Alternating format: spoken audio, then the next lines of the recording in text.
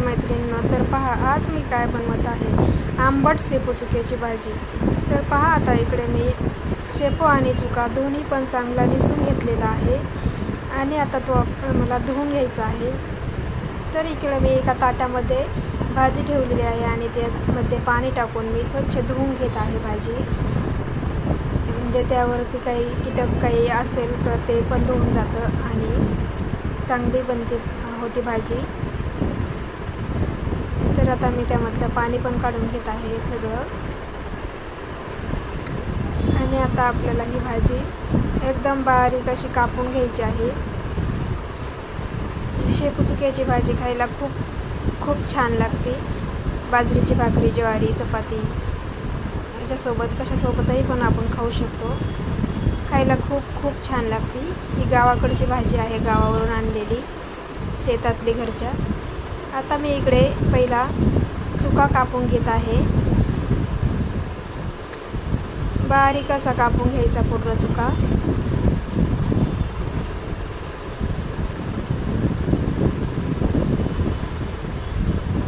तर पहा, शेपू चुक्याची भाजी कोणाकोणाला आवडते मला कमेंटमध्ये नक्की सांगा.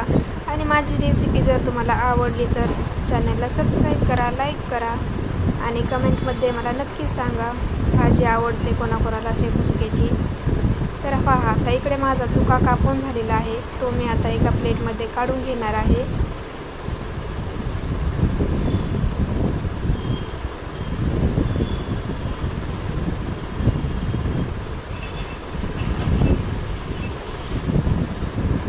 चुका आता मी इकडे काढून घेत आहे एका प्लेटमध्ये. आणि आता शेपू पण आपल्याला बारीक कापून घ्यायचा आहे.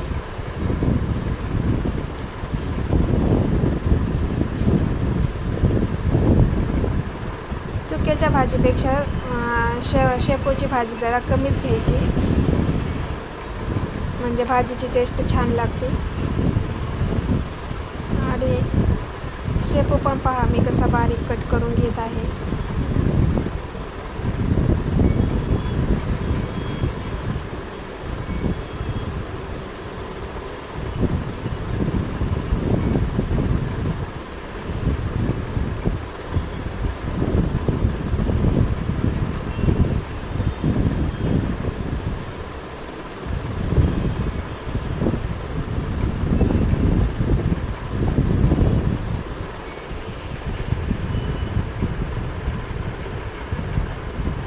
पहा, आता इथे माझं शेपूची पण भाजी कापून झालेली आहे एकदम बारीक अशी.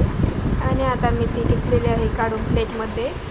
आणि ती आता मी पहिलीच चांगली धुवून घेतली होती, त्यामुळे परत धुवायची मला गरज नाही आहे. आता मी ती घेत आहे एका कढईमध्ये टाकायची आता आपल्याला ती शिजण्यासाठी. शेपू चुक्याची भाजी आधी शिजवून घ्यायची असती आणि मग नंतर त्याला फोडणी द्यायची. तर आता मी इकडे कढईमध्ये टाकून घेतली आहे शेपू चुक्याची कापलेली भाजी. आता आपल्याला त्यामध्ये टाकायचं आहे पाणी. तर त्यामध्ये मी हरभऱ्याची डाळ पण भिजत ठेवली होती, अर्धा तास तरी भिजत ठेवायची हरभऱ्याची डाळ.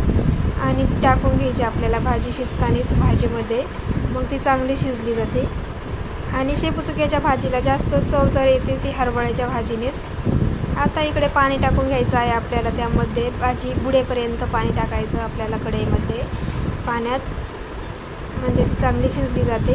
आणि आता मी इकडे गॅसवरती कढई ठेवलेली आहे. गॅस चालू करून आता मी त्यावरती झाकण ठेवलं आहे. आणि इकडून थोडंसं आता मी त्यासाठी वाटण पण करायला पहा काय घेतलं आहे फोडणीला. हिरवी मिरची, शेंगदाणे, जिरे, नमक आणि लसूण घेतलेलं आहे सोलून. तर आता याचं वाटण बनवून घ्यायचं आहे. पहा, मी वाटण बनवून घेतलं आहे मिक्सरमध्ये. आणि आता त्यासाठी शेपू चुक्याच्या भाजीला आपल्याला लागतं बेसन पीठ. 2 चमचे बेसन पीठ पण घेतलं आहे मी. आणि म्हणजे आपल्याला जेवढी भाजी करायची त्या पद्धतीने घ्यायचं. मला थोडीच भाजी करायची होती, त्यामुळे मी 2 चमचेच घेतले. जास्त करायची असेल तर आणखी 2 चमचे वाढवू शकता बेसन पीठ. तर पहा, आता इकडे भाजी कशी शिजती आहे. एकदा त्याला मी चमचा मारून घेतला आणि आणखी शिजलेली नाही आहे भाजी पूर्ण. परत आता आपल्याला ती शिजू द्यायची. आणखी भाजी चांगली शिजू द्यायची, मग छान लागते शेपू चुक्याची भाजी. पहा, आता इकडे भाजी चांगली शिजलेली आहे. पहा कशी दिसते. शिजले की भाजी अशी दिसते, पूर्ण शिजली, डाळ पण शिजली त्याच्यामधली. आता गॅस बंद करून आपल्याला ही काढून घ्यायची एका पातेल्यामध्ये. मी इकडे एका पातेल्यामध्ये काढून घेत आहे. आणि आता ह्या शिजलेल्या डाळीला आपल्याला द्यायची आहे फोडणी भाजीलाच. पहा आता भाजी काढून मी आता परत कढई गॅसवरती ठेवली आणि आता याच्यामध्ये तेल टाकलं आहे फोडणीसाठी. जे आपण हिरवी मिरचीचं शेंगदाण्याचं त्याचं वाटण करून घेतलं होतं त्याचीच आपल्याला फोडणी द्यायची आहे. गरम तेल झालं की ते वाटण आपल्याला टाकायचं आहे याच्यामध्ये. जिरे पण टाकलेले आहेत मी वाटणामध्ये, त्यामुळं मी फोडणीला परत एक्स्ट्रा जिरे नाही टाकले, कारण वाटणामध्येच आहेत जिरे टाकलेले मी. आता हे वाटण आपल्याला चांगलं परतून घ्यायचं आहे. वाटण चांगलं परतलं की कुठल्याही भाजीला टेस्ट खूप छान येते. त्यामुळे असं सारखं हलवून वाटण परतून घ्यायचं चांगलं. नमक पण मी टाकलेलं आहे यामध्ये वाटणामध्येच. आता हे वाटण चांगलं परतलं की मग आपल्याला ती भाजी टाकून घ्यायची आहे त्याच्यामध्ये शिजलेली.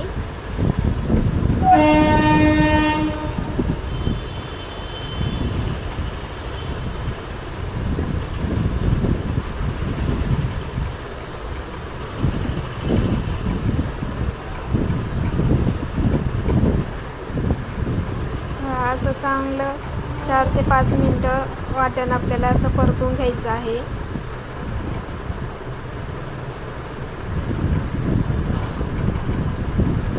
आता हे वाटण परतलं आहे, त्यामध्ये आता मी थोडीशी हळद टाकलेली आहे. कोणी कोणी भाजीला हळद नसेल टाकीत, पण मी टाकते.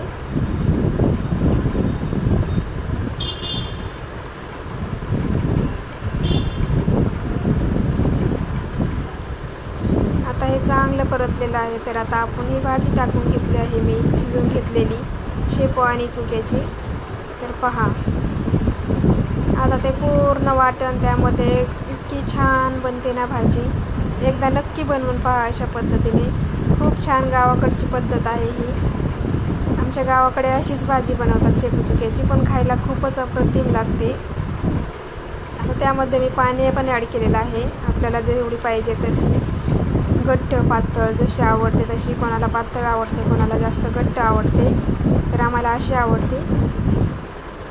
तर आता आपल्याला याच्यामध्ये काय करायचं आहे, पातेल्यामध्ये थोडंसं पाणी घेऊन त्यामध्ये ते बेसन पीठ टाकायचं. जे घेतलेलं होतं मी 2 चमचे ते मी टाकले पाण्यामध्ये आणि ते पूर्ण मिक्स करून घेते. त्याच्या गाठी नाही राहिल्या पाहिजे. त्याच्या गाठी पूर्ण फोडून घेत आहे मी बेसन पिठाच्या पाण्यामध्ये. बेसन पिठाने भाजी अशी पाण्यासारखी नाही होत, मिळून येते एकजीव, पूर्ण छान बनते. बेसन पीठ नसेल तर भाजी मग पाणी एकीकडे आणि भाजी एकीकडे असं होईल. त्यामुळे बेसन पीठ हे टाकायलाच लागतं भाजीमध्ये.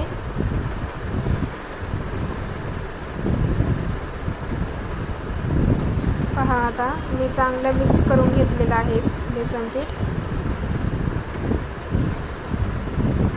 आणि ते भाजीमध्ये टाकते. आता मी पाण्यामध्ये मिक्स करून घेतलेलं बेसन पीठ टाकलं आता मी भाजीमध्ये.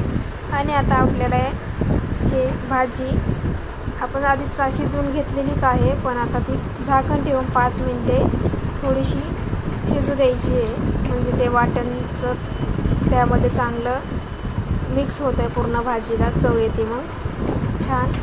तर पहा आता आपली भाजी इथे तयार झालेली आहे. अशी बनली आहे आपली शेपू चुक्याची आंबट भाजी. पहा कोणाकोणाला आवडते सांगा मला कमेंट करून आणि चॅनलला सबस्क्राईब करा.